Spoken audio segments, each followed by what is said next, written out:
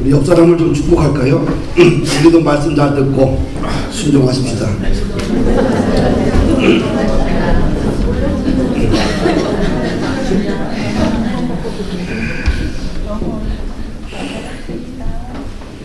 예수님께서 종교 지도자들과 또 빌라도와 로마 병사들에 의해서 몸이 만신창이가 되고 그 다음에 십자가에서 죽으십니다. 두 손과 두 발에 쇠못이 박히시고 머리에 가시면류관을 쓰시고 또 옆구리에는 창에 찔려서 온갖 피를 다 쏟으신 다음에 죽으시고요. 3일 만에 모든 사망 권세를 물리치고 당당하게 부활해 하셨습니다. 그리고 부활하신 그날 저녁 때에 제자들을 찾아가신 모습이 오늘 나온 말씀이에요. 그 제자들에게 세 가지를 당부합니다. 첫째는 너희에게 평강이 있을지어다. 19절 29절 말씀을 보게 되면 예수님이 돌아가시자 제자들은 두려워서 그 다음에 방에 들어가서 문을 잠그고 벌벌 떨고 있어요. 얼마나 두렵겠어요. 얼마나 근심 걱정이 많겠어요. 어둠에 꽉 지배를 받아서 그들은 한 치 앞을 내다보지 못하고 있습니다. 그런데 부활하신 예수님께서 그날 저녁 제자들에게 찾아가셔서 이런 말씀합니다. 너희에게 평강이 있을지어다. 아멘. 그리고 제자들에게 자신의 손을 보여주시고 옆구리를 보여주십니다. 제자들이 봤더니 우리의 스승인 거예요. 죽은 스승이 살아난 거예요. 그래서 예수님을 보고 기뻐하더라. 할렐루야. 우리가 예수님을 만나면 어떤 증상이 일어나느냐? 기쁨이, 평안이 회복됩니다. 그럼 어떻게 하면 우리 인생 가운데서 기쁨이 회복될 수 있을까? 제자들은 어둠 속에 갇혀 있었어요. 두려움에 갇혀 있었고요. 벌벌 떨고 있었어요. 한 치 앞도 내다볼 수 없는 암흑 속에 갇혀 있었어요. 그런 제자들이 예수님을 보자마자 기쁨을 회복했습니다. 사랑하는 여러분들, 내 안에 두려움이 있고 염려가 있고 어둠이 찾아와 있고 다양한 삶의 무게 때문에 한 치 앞을 내다보지 못하는 상황이 있을 때 우리는 기쁨이라는 중요한 자산을 잃어버리게 됩니다. 어떻게 해야 되느냐? 예수님을 만나면 돼요. 할렐루야. 그럼 어떻게 만날 거냐? 방법은 하나입니다. 우리가 여호와께, 하나님께, 예수님께 집중하면 돼요. 우리의 관심을 집중하면 됩니다. 말씀에 집중하고요. 기도에 집중하고 찬양을 집중하고 세상 것에서 우리의 관심을 좀 돌려야 돼요. 그러면 어떻게 될까요? 기쁨이 회복이 됩니다. 다른 방법 갖고는 잘 안 돼요. 두 번째는 제자들에게 부탁하는데 사명의 장으로 가라고 해요. 같이 읽어볼까요? 예수께서 또 이르시되 너희에게 평강이 있을지어다. 아버지께서 나를 보내신 것 같이 나도 너희를 보내노라. 마음의 평강을 회복한 제자들에게 예수님께서는 사명의 장으로 파송해요. 하나님 아버지께서 나를 이 땅에 보내신 것처럼 나도 너희를 보내노라. 파송입니다. 파송. 그 사명의 장은 어떻게 우리 걸어가야 되느냐? 예수님처럼 살면 돼요. 높아지려고 하면 넘어지는 거예요. 섬김의 자세, 낮은 자의 자세를 가지고 섬기러 가는 거예요. 할렐루야. 그러해야지만 사명의 장에서 우리는 승리할 수 있어요. 섬기러 가는 사람이 자기의 의가 살고 자기의 교만이 살고 자기의 지식이 살고 자기의 관점이 살아나기 시작하면 사명의 장에서 우리는 승리할 수가 없겠지요. 사명의 장은 죽으러 가는 거예요. 할렐루야. 예수님처럼 살아가는 것이 사명의 장이에요. 예수님의 제자들을 파송하면서 이렇게 살아라 이렇게 얘기하지 않았어요. 왜? 예수님이 3년 6개월 동안 친히 몸소 보여주셨기 때문입니다. 할렐루야.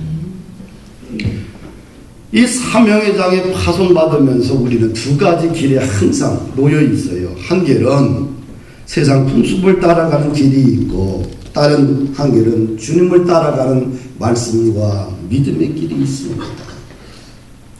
세상 풍습을 따라가는 길은 하나님과 원수가 돼요. 그러나 사명의 길은 믿음의 길을 따라가는 거예요. 할렐루야. 우리가 이 사명의 장으로 파송받아서 어떻게 날마다 선택하고 살아야 되느냐? 믿음을 선택하고 말씀을 선택하고 살아야 돼요. 할렐루야. 우리가 일주일에 한 번 모여서 주일날 예배를 드리잖아요. 예배를 드리고 나서 뭐 하냐? 세상에 때가 묻어서 교회에 왔어요. 지쳐서 왔어.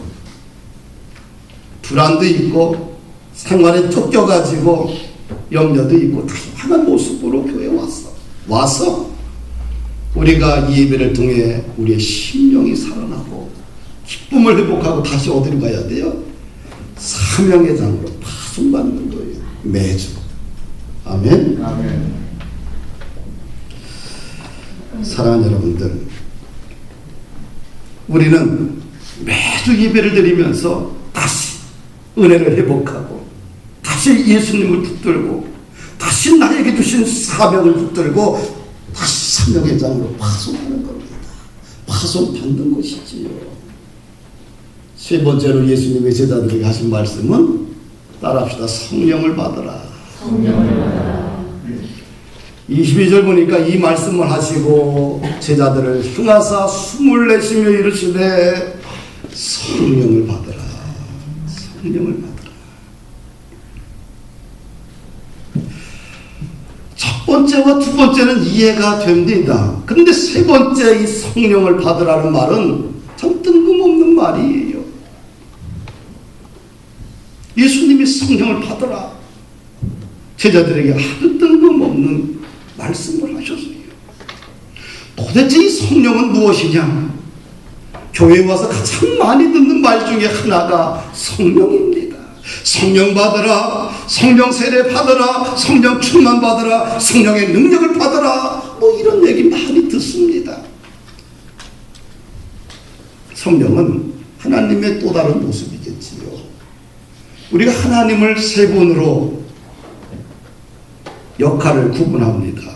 성부 하나님은 구약시대에 주도적인 역할을 했는데 창조의 사역에 집중적인 관여를 했어요. 성자 하나님은 아들 예수 그리스도는 하늘에서 내려오시고 인간의 몸을 성육신 하셔서 그가 친히 자신의 몸을 죄인을 위해서 내던지고 생명을 던져서 우리를 구속하셨습니다. 그 예수님의 성자 하나님의 주된 사역은 구속사역입니다. 구원사역이에요. 그 다음에 성령 하나님은 예수님께서 이 땅을 떠나고 나서 승천하시고 나서 예수님이 보혜사 성령을 내가 보내줄 것이다. 그것이 성령 하나님이에요. 그 성령 하나님은 사람들을 섭리하시고 인도하시고 깨닫게 하시고 지혜를 주시고 치료하시고 세임을 주시고 능력을 부어주시고 할 수 있다는 소망을 불같이 주시는 분이 성령 하나님이에요. 할렐루야. 그러면 이 교회 시대 예수님이 승천하시고 나서 앞으로 주님의 나라가 올 때까지 이 시기를 종말론적인 교회 시대라고 우리는 불러요. 그 종말론적인 교회 시대는 어떤 하나님이 주도적인 역할을 하느냐? 성령 하나님은 주도적인 역할을 하시는 거예요. 그래서 성령을 받으라. 할렐루야. 아멘.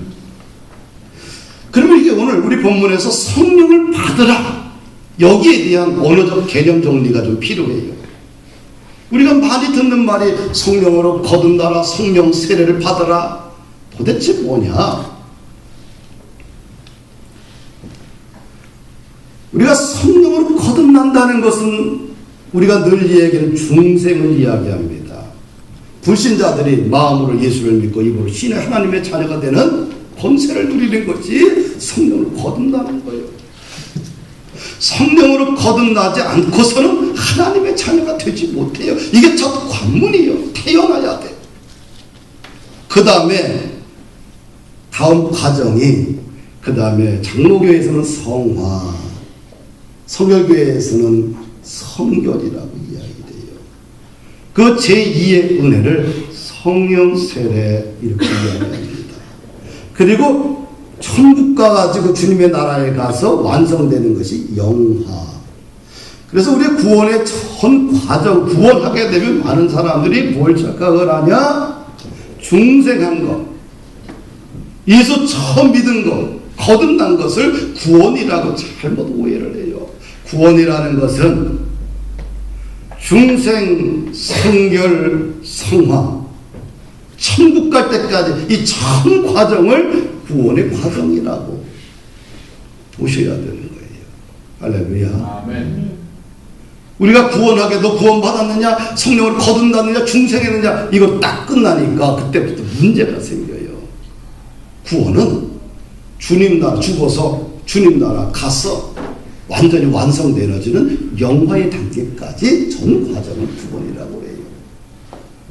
그러면 성령 세례, 성령의 충만, 성령의 능력, 이런 말은 다 같은 개념이 똑같은 이야기입니다.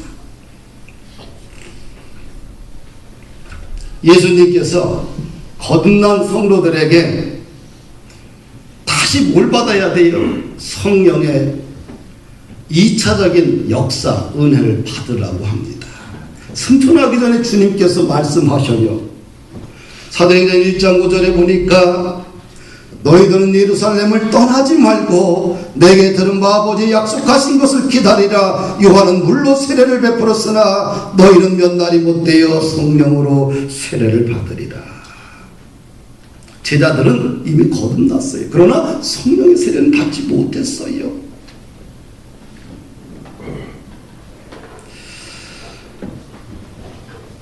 그래서 제자들에게 성령을 받으라.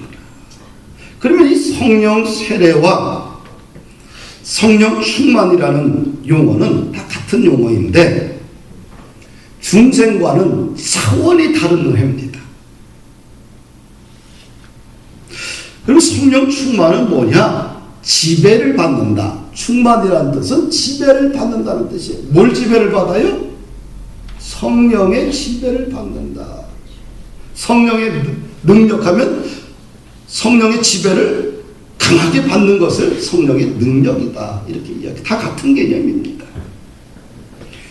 이 성령은 그리스도를 영화롭게 하기 위해서 오신 보혜사 성령님이십니다. 그래서 이 성령 충만을 우리가 받아야 돼요. 이 성경에 보면 성령 충만은 다 받았어요. 예수님도 받았어요. 예수님께서 세례 받으실 때, 물세례 받으실 때 어떻게 됐어요? 하늘 문이 열리고 성령이 비둘기같이 예수님의 머리 위에 내려오셨어요. 할렐루야. 제자들도 성령 충만 받았어요. 성령의 세례를 받았는데 성령 세례가 무엇인지 몰랐어요. 그런데 예수님의 말씀 붙들고 어떻게 돼요? 예루살렘을 떠나지 말고 거기서 그들이 모여서 120명이 기도했어요. 마음을 다해 힘써 간거 기도할 때 어떻게 하늘문이 열리면서 각 사람 머리 위에 성령이 임재하면서 그 당시 뭐예요? 은사가 나타났는데 방언의 은사들이 나타났어요. 사도행전 2장 1절 이하입니다. 그럼 이 성령 세례는 집단적인 사건이냐 개인적인 사건이냐? 개인적인 사건이에요. 각 사람 머리 위에 임재했어요. 모든 사람 하나하나 다 받아야 된다는 거지요. 할렐루야. 사도행전 8장에 보니까 사마리아 땅에도 성령이 임했습니다. 사도들이 베드로와 요한이 사마리아 사람들에게 안수할 때에 성령이 임재를 했어요. 이방인 고넬료의 가정에도 성령이 임재했습니다. 베드로가 말씀을 전할 때에 베드로를 포함한 모든 가족 구성원들이 성령의 충만함을 받았습니다.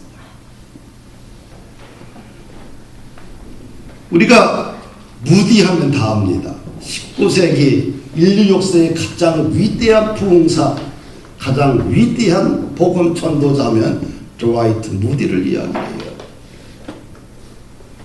무디는 나름대로 성공한 사역자였어요. 근데 1871년 6월에 그 교회의 성도였던 사라앤과 허스트라는 두 여인이 금요일날 교회 맨 앞줄에 앉아서 열심히 기도하는 거예요. 그러니까 무디가 보고서 예배 끝나고 나서 무슨 기도를 그렇게 열심히 합니까? 그 두 여인이 말해요. 우리 목사님, 무디 목사님에게 성령 세례, 성령 충만이 필요함을 우리는 느꼈습니다. 그래서 목사님에게 성령 세례 충만이 필요합니다. 그걸로 꼭 간절히 기도하고 했다고 해요. 그럴 때 그 소리를 들으면서 무디의 마음속에 내적인 변화가 일어났습니다. 무디가 이렇게 고백을 해요. 내 영혼에 깊은 갈급함이 생겼습니다. 그것이 무엇인지는 나도 몰랐습니다. 나는 전에 없던 방식으로 부르짖기 시작했습니다. 이 성령의 능력을 받지 않고서는 살고 싶지 않다는 생각에 간절했습니다. 전에 기도했던 방식과 전혀 다른 차원의 부르짖음의 간절한 기도를 상하는 마음을 하나님 앞에 드렸어요. 그리고 그 여인들에게 나를 위해서 간절히 기도해달라. 내가 성령 충만 받을 수 있도록 기도해달라. 마침내 무디가 길을 가는데 감당할 수 없는 하나님의 임재를 경험합니다. 하나님과 단둘이 있고 싶어서 호텔방에 뛰어들어가요. 호텔방에 딱 뛰어들어갔는데 방 안이 하나님의 불꽃으로 휩싸였습니다. 그는 바닥에 엎드린 채 하나님께 흠뻑 젖었습니다. 변화산에 같은 그런 경험을 했다고 합니다. 사랑하는 여러분들, 그 이후에 무디의 인생은 완전히 질적으로 차원이 다른 사역자로 세워지게 되는 것을 봅니다. 성령 세례는 받아도 되고 안 받아도 되는 것이 아니에요. 성령 세례는 성결의 제2의 은혜입니다. 성결의 은혜, 이 성령 체험을 하게 되면 어떤 역사가 일어나냐? 모든 죄에서 자유함을 얻게 돼요. 그리고 거룩한 사명을 위해서 살게 되고요. 혼과 영과 몸이 깨끗하게 세워지는 그런 거룩한 은혜를 받게 됩니다. 차원이 다르지요. 차원이. 생기를 얻어요. 혼과 몸과 영이 생기를 얻습니다. 성령 세례 받기 이전에는 생기가 없었는데, 예수를 믿었지만 생기가 없었는데 성령 세례를 받고 나면 통합적인 우리의 삶이 생기를 얻게 된다는 거예요.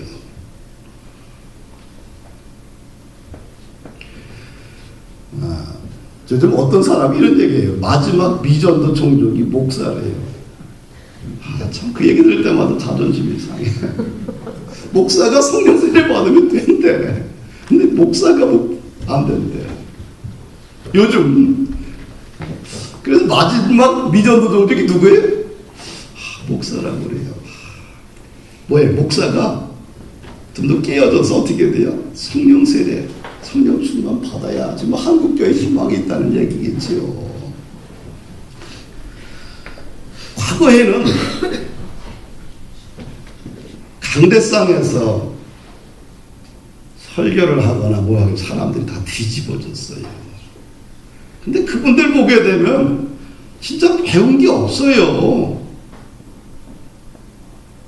보면 아주 단순해. 그런데 요즘은 성직자들의 수준들이 엄청나게 좋아졌어요. 그런데 변화가 안 일어나요. 옛날에는 놀라운 변화들이 있었는데 왜 그랬을까? 이 성령 세례, 성령의 능력, 성령 충만을 받지를 못했기 때문에 이런 파괴력이 사라지지 않느냐. 저는 그렇게 봅니다. 사랑하는 여러분들. 혼만 즐겁게 해서는 안 돼요. 영이 변화를 받아야 돼요. 할렐루야. 우리가 인생을 살면서 아브라함이 아들 이삭을 모리아산에 바쳤어요. 생명을 바쳤지요. 이런 모리아산의 경험을 한 번도 좀 해야 돼요. 그러면 흔들리지 않아요. 내 일생 동안 이 성령 세례를 한번 경험해 봐야 돼요. 하나님, 내가 예수 믿습니다. 거듭났습니다. 그러나 내 안에 여전히 죄악의 뿌리가 있고 여전히 내 목적대로 살아가고 내 가치관, 세상적인 가치대로 살아가고 있습니다. 하나님, 나에게 성령 세례를 부어주셔서 나의 죄악을 도말하여 주시고 나의 사역 속에 새로운 성령의 능력이 공급해 주셔서 차원이 다른 사역을 하길 원합니다. 이 모리아산의 죽음이 좀 필요해요. 그러면 우리는 살면서 옥합을 깰 수가 있어. 아무나 옥합을 깹니까? 나의 가장 소중한 자산, 내가 생각하는 가장 중요한 것도 내 인생에 맞바꿀 수 없는 가장 소중한 것을 누가 깰 수 있느냐? 성령 충만 받으면 옥합을 깨뜨릴 수가 있어요. 할렐루야. 중생한 것 가지고, 거듭난 것 가지고, 구원의 첫 번째 단계 겨우 넘어선 것 가지고는 절대로 인생의 옥합을 깰 수가 없어요. 우리 인생의 전반적인 부흥도 열심히 살면 1 더하기 1, 2 배로 성장은 돼요. 그러나 내 인생의 전반적인 폭발적인 성장은 성령의 능력으로만 가능하다는 사실이에요. 할렐루야. 성령의 충만함이 있게 되면 성령은 끌어오는 힘이 있어. 할렐루야. 나는 힘이 약해. 그러나 내 뒤에서 역사하시는 성령 하나님의 역사가 있으면 끌어오는 힘이 다르다는 얘기. 우리는 지성적인 신앙, 지성적인 목회, 우아한 목회, 뭔가 이런 쪽에 합리적인 목회, 서로 상처받지 않는 그냥 부드러운 목회, 뭐 늘 이 정도 수준에서 벗어나요. 우아한 관계들. 그러나 그 위에 뭐가 덧입혀져야 돼요? 성령이 덧입혀지지 않고서는 질적으로 변화된, 질적으로 차원이 다른 우리가 헌신과 순종과 믿음의 길을 걸어갈 수 없다는 거예요. 할렐루야. 아멘. 그래서 우리는 귀와 눈과 마음을 열어서 성령을 받으라. 아멘. 이 말씀에 다시 도전을 받아야 됩니다. 그래야지만 살아나요. 성령 세례를 받으면 어떤 증거가 나타나느냐? 직분에 대한 열심을 냅니다. 성령 세례를 받은 사람은 이전 삶과 전혀 다른 경험을 하게 돼요. 자신의 복음 전도와 선교에 앞장섭니다. 성령 세례 받은 사람들은 수준 높은 열정과 수준 높은 사명감과 수준 높은 헌신과 수준 높은 순종의 길을 걸어갈 수가 있어요. 이것은 성령 세례 받았지만 가능해요.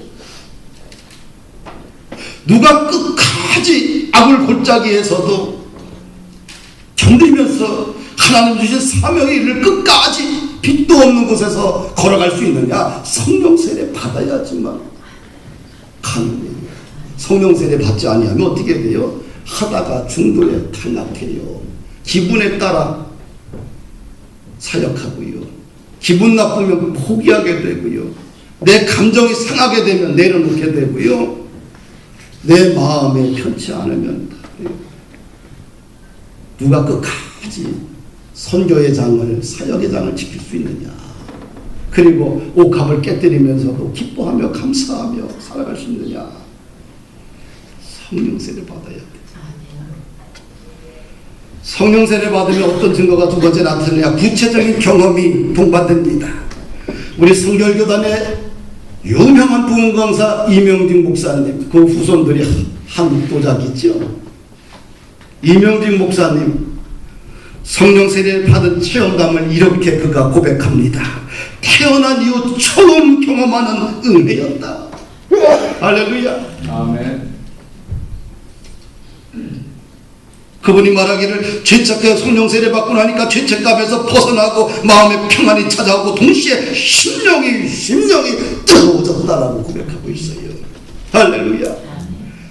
성령 세례 받은 세 번째 증거를 보게 되면 필요에 따라 다양한 영적 체험이나 은사가 동반됩니다. 성령 세례를 받게 되면 병 고침을 받기도 하고 방언을 하기도 하고 다양한 역사가 일어나요. 로마서와 고린도 전서를 이렇게 보게 되면 성령 받으면 은사가 동반되게 됩니다. 예언, 성경 가르침, 권위, 구제, 다스림, 국률, 지혜, 지식, 믿음, 병 고치는 은사, 능력, 행함, 영들, 분별, 각종 방언, 통역들을 한다고 그래요. 그러니까 성령 세례 받으면 하나님께서 내가 가지고 있는 그런 여러 가지 달란트가 놀랍게 회복되는 역사가 일어난다는 거예요. 우리가 100평을 갖다가 호미로 매는 사람이 있어요. 근데 이 100평을 땅을 갖다 가를 때 호미로 갈아봐야 얼마나 힘들어. 어떤 사람은 삽으로 100평을 뒤엎는 사람이 있고, 어떤 사람은 경기로 하는 사람이 있고, 어떤 사람은 트랙터로 할 때 누가 더 효과적이에요? 누가 효과적이에요? 트랙터로 갈게 되면 10분이면 끝나는 거예요. 호미로 하게 되면 한 달을 해야 돼요. 성령에 받게 되면 성령의 은사를 하나님께서 부어주셔서 우리 사역을 효과적으로 할 수 있게 한다. 또 내가 가지고 있는 능력을 탁월하게 하나님께서 빚어주신다. 할렐루야. 아멘. 마지막으로 성령 충만을 받게 되면 일상생활에서 그리스도의 성품이 드러나게 됩니다. 성령의 은사와 성령의 성품은 틀린 거예요. 은사는 은사입니다. 성품은 뭐냐면 그리스도의 온전한 모습의 결과예요. 그래서 우리를 통해서 성령 세례 받고 나서 성령의 열매가 달려져야 돼요.